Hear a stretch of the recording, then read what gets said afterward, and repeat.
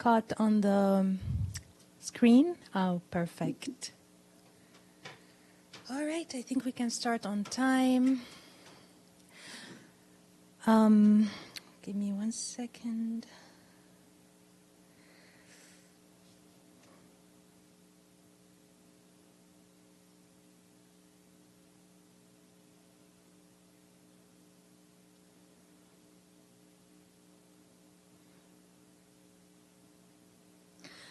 All right, we can start.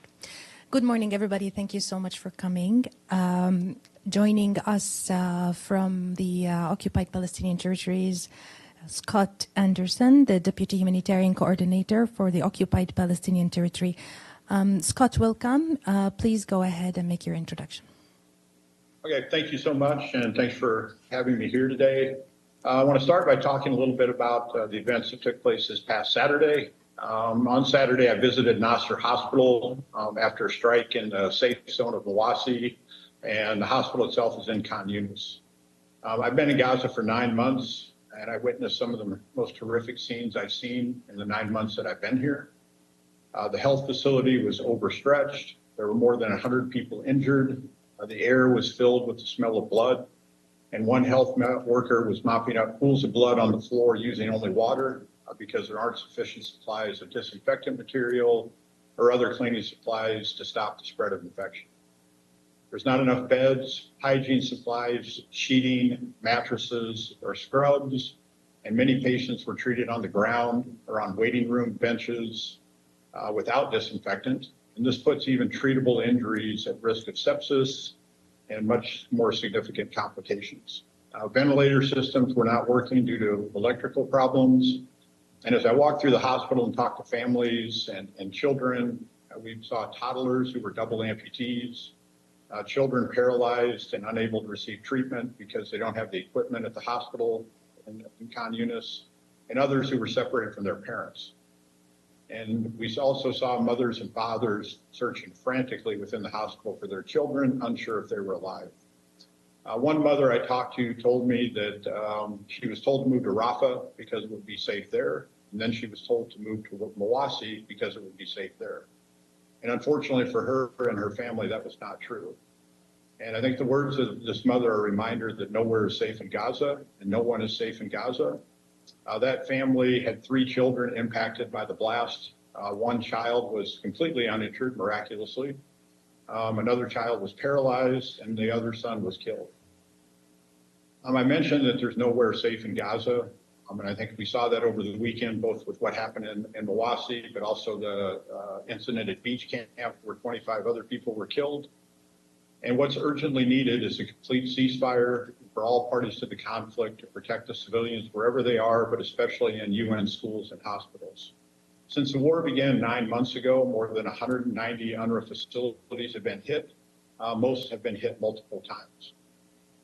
And unfortunately for people in Gaza, displacement continues. In the north last week, there were newly issued evacuation orders asking all civilians in Gaza City to evacuate.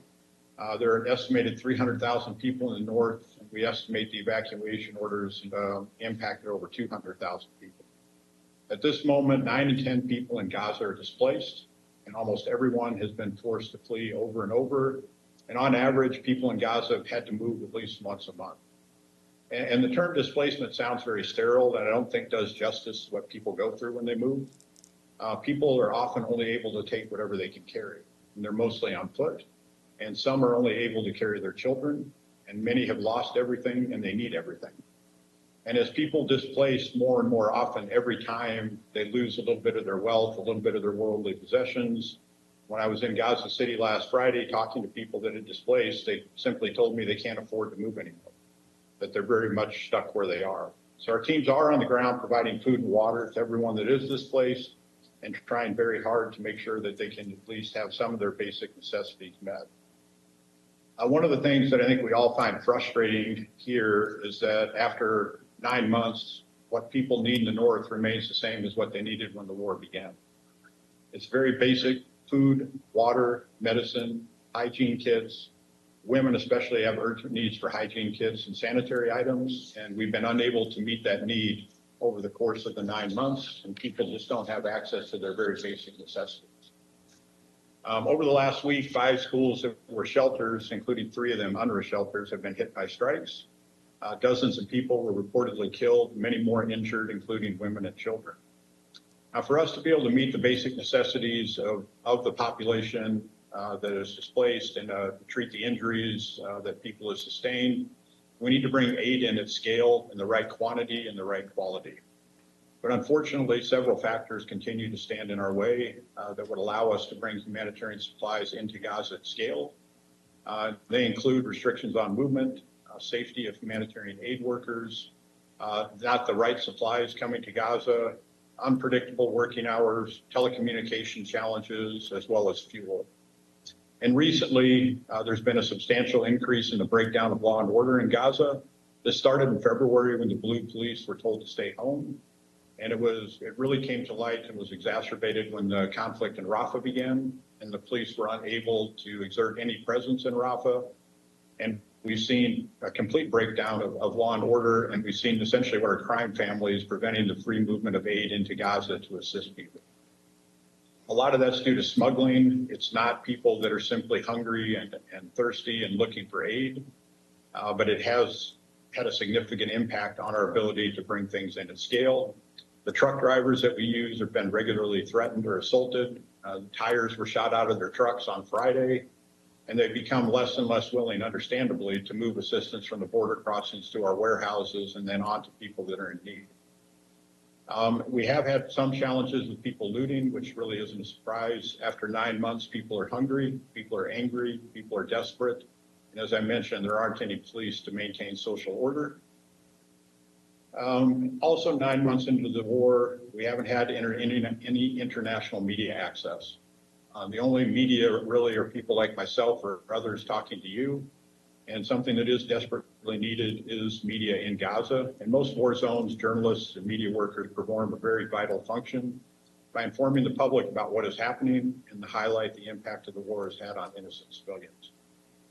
So we would urge the Israeli authorities to allow international journalists to enter the Gaza Strip. And at the same time, every effort must be made to protect the journalists and media workers wherever they are in Gaza. So I'll close by saying civilians must be protected at all times. What we urgently need is a ceasefire, respite for the people of Gaza, the release of hostages so they can return to their families, and a meaningful opportunity for healing to begin. So thank you. I'd be happy to take questions. Thank you, Scott. And just to confirm, you're briefing us from Gaza, right? Yes, I'm in Khan Yunis at the UNRWA Japanese Health Center. Thank you. Okay, let's start. Edie, please go ahead. Thank you very much, Alice, on behalf of the United Nations Correspondents Association for doing this briefing. My name is Edith Lederer from the Associated Press. You touched at the end on one of the big issues that we've been hearing is preventing aid, and that is the issue of law and order. Are any discussions going on with the Israelis or with basically communities in Gaza to try and get this under control so that aid can be delivered? And can you give us some figures on how much aid is actually getting in? And we hear that very little's getting to the south, some to the north. Thank you. And thank you for the question, Edith. So to start with aid, I mean, I think you said it well. We're not getting enough in. That's the clear answer, especially for the south. We do have a checkpoint or a crossing point in the north that we asked for a long time, and we're thankful that Israel has provided. So for the north, we're able to get between 25 and 70 trucks in every day. What we don't have in the north is commercial access, and I think that's the other thing that would be needed to ensure we have the right amount of quality and quantity of goods entering into the north. In the south, again, we have a mixture of commercial access as well as aid. The aid trucks, I mean, we've been barely able to hit 100 trucks on a good day over the last week because of law and order problems.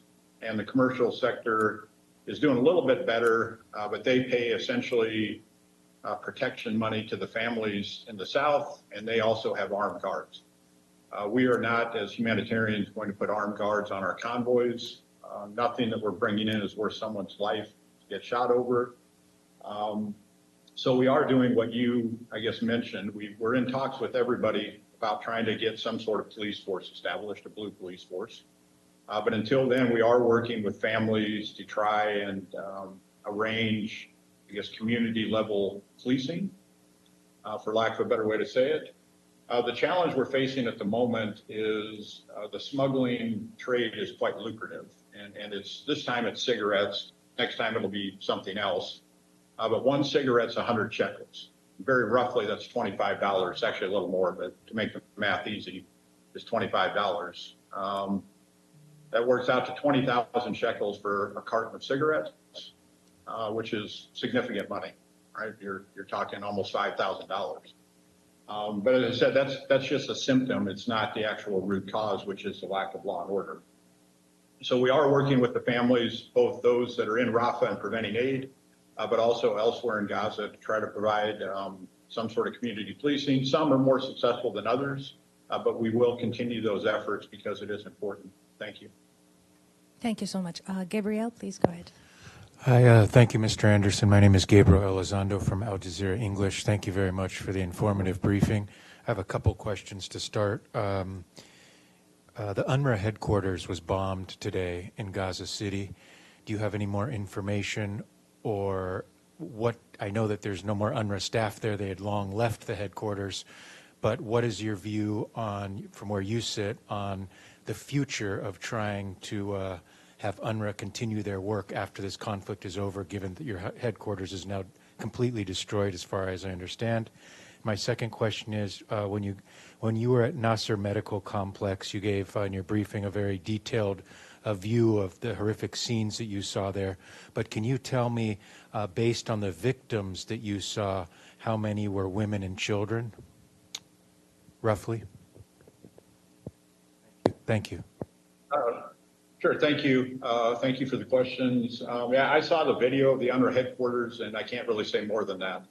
What I will say is on October 12th, the United Nations was asked by the government of Israel to leave the north and did, and we have not had a presence there since then. So getting information or verifying information is very difficult because of that. I think the important thing to remember in any of these, as long as no human life is lost, structures can be rebuilt. Right, so it may make it a little more difficult for UNRWA, the UN, to operate without a building, but it's something that can be overcome and can be replaced, unlike human life. When I walked around Nasser, I mean, I don't want to give any figures because disproportionately I tried to talk to families with children. I did that intentionally because I wanted to hear their stories. I wanted to hear, what had occurred with them. So any numbers I give you would be very skewed because of the preference I made when I went around and talked to people. But as I said, I wanted to hear their stories, what happened to them. But there were over 135 different patients that were admitted to Nasser Hospital on that day. The hospital has 38 emergency room beds. Before the incident, they had 40 patients. So they were very overwhelmed. I did see a lot of everything in terms of patients, women, children, men. But as I said, I focused on the children and the families because that's what was important to me during the visit. Thanks. Thank you, Scott. Tony, please go ahead. Thank you. Thank you, Scott, for this briefing. Tony Naddaf, Al Hurra TV. The U.S. says the floating pier designed to increase the amount of aid getting into Gaza Strip will soon cease operations, which is less than 2 months after it was installed. I want to hear your take, first of all, regarding the efficiency of this pier since it was installed. You're on the ground. Did you see it was efficient, it was helpful? And if its removal will affect in any way the humanitarian aids in Gaza? Good. Thank you. I mean, I guess I'd start by saying that any methods of getting aid in, they're additive, is welcome. 2 million people are in Gaza. Everyone is in need. So anything that can help bring more aid in for them, we welcome. I think that the pier has brought in a little over 600 trucks since the operation began. They had some problems with the weather in particular. So, I hope that they'll continue to operate. So as I said, we need more crossings into Gaza, not less. We need more aid in Gaza, not less. And as I said, everyone needs everything. So hopefully the pier will continue to operate and continue to bring aid in because it is vitally needed in Gaza. Thank you, Scott. Any more questions in the room? Deji, please go ahead. Hi, Mr. Anderson. This is Xu Dezhi with China Central Television. Last month, the UN official actually wrote a letter to the Israeli officials saying that to ask Israel to do more to safeguard the security and safety of people, the humanitarian staffers. Is there any update or response from Israel according to your observation from the past 1 month? And you just mentioned about the law and order issue, but that is inside Gaza. So technically speaking, because of neutrality, Israeli government cannot offer help with that. Is that correct? Thank you. Thank you for your question. So you're correct. There was a letter sent to the government of Israel around safety and security, and we have seen a positive response, which is very welcome, and we thank Israel for that.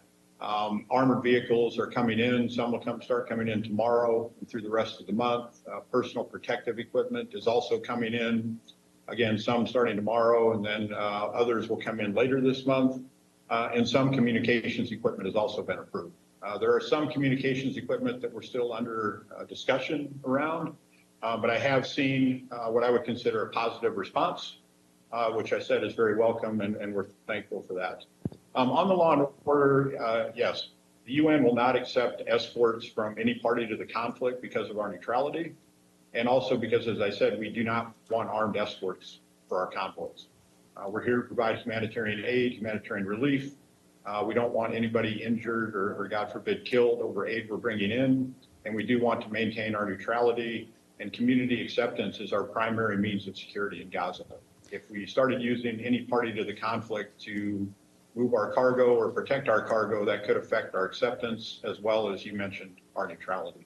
Thank you. So, Mr. Anderson, I have a follow-up, which means that Israeli government offered you equipment for safety, but not personnel. No, that's correct. Yeah. So the equipment we asked for was UN equipment that the UN agency had purchased, and we just needed approval to bring into Gaza. That's in the form of armored vehicles, generally personal protective equipment, as well as some communications equipment like handheld radios and these kind of things. Some things around the internet are still under discussion, but as I said, we welcome the response and are thankful for that. Thank you, Scott. Maybe we can go to the screen and then come back to the room. Michelle Reuters.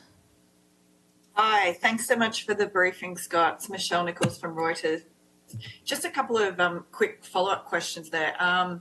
You said that you've obviously received this approval for some of the equipment to come in, and the internet's still under discussion. That's where you want to move it to maybe a satellite-based internet service, as I understand. Is that correct?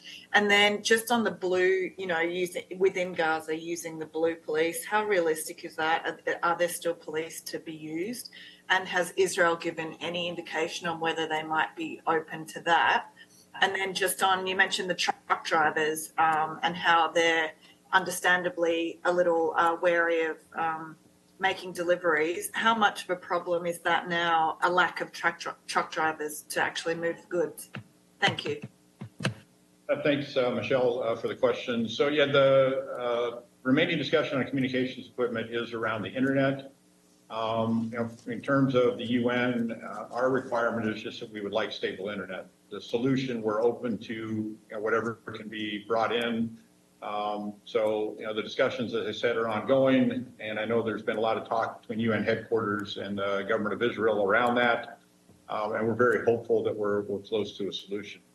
On the police, the current police in Gaza, the blue police, work for the municipalities, much like they would anywhere else in the world where they work for city governments. Some are still here. We do see some occasionally. I think it would be a path to figuring out how to get blue police back out and providing law enforcement, community policing.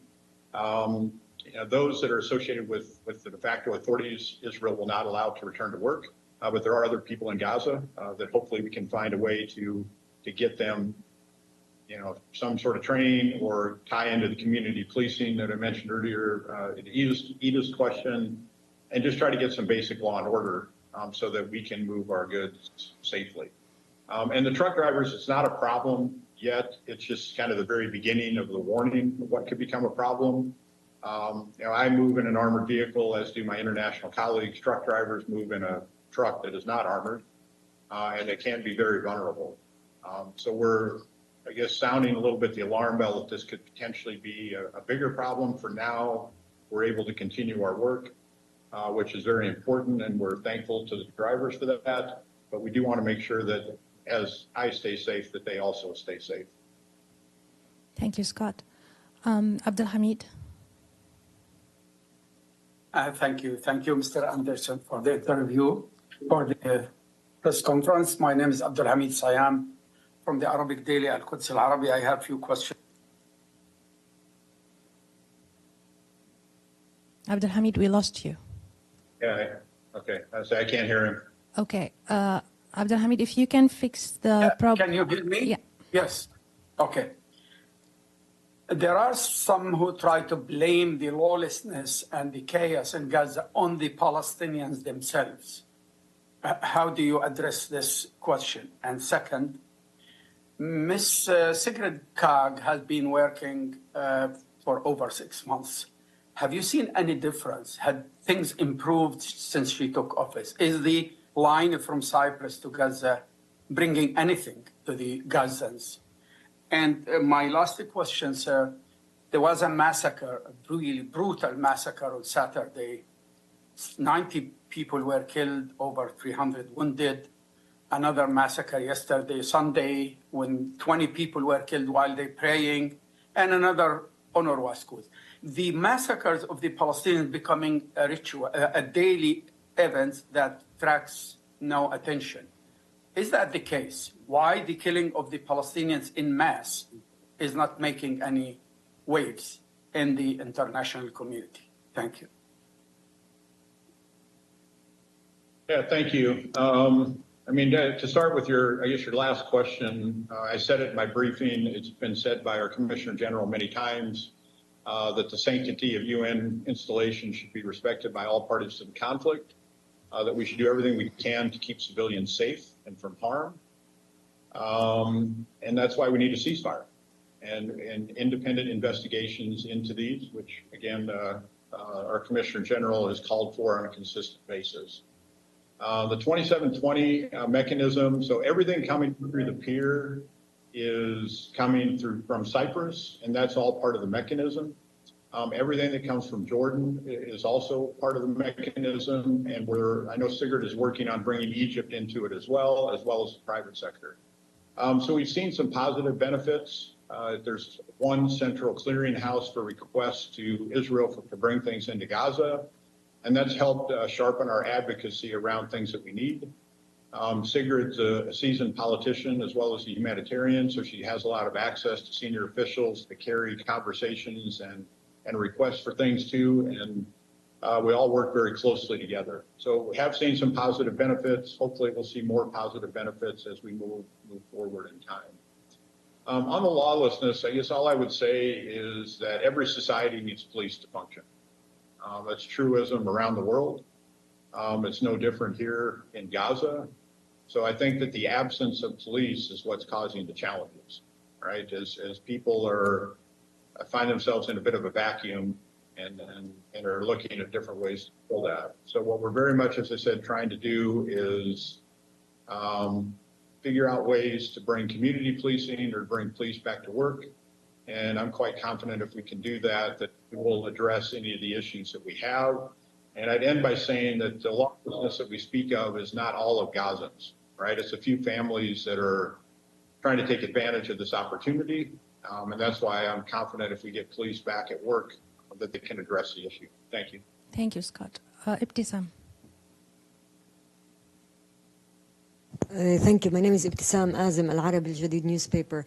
I have two questions. The first one about the commercial goods, whether you have anything entering Gaza, to which percent, if you could say something to that. And then I want to ask about, there was an operation by the Israelis a few weeks ago or more than a month ago in which they freed, I think, 3 or 4 hostages, and then around maybe 300 Palestinians were killed in that operation. And according to news reports, the Israelis used some aid-like vehicles or trucks, etc. So my question, and maybe the American port, and I think there is some UN investigation in this direction, if you can confirm that. But my question is actually here, in that context, whether you saw that this operation affected your work on the ground with the community and the trust, although of course you don't have anything to do with that, but the fact of maybe using such vehicles that affected your work negatively. Thank you. Yeah, thank you. Thank you for the questions. On the commercial goods, I mean, there are goods that come into Gaza. What the UN is very good at importing is sort of staple foods, right? We bring in flour, we bring in lentils, bring in rice, oil, sugar, salt, these kind of things. What we don't bring in is fresh fruit, fresh vegetables. We don't bring in, things like that, eggs, meat.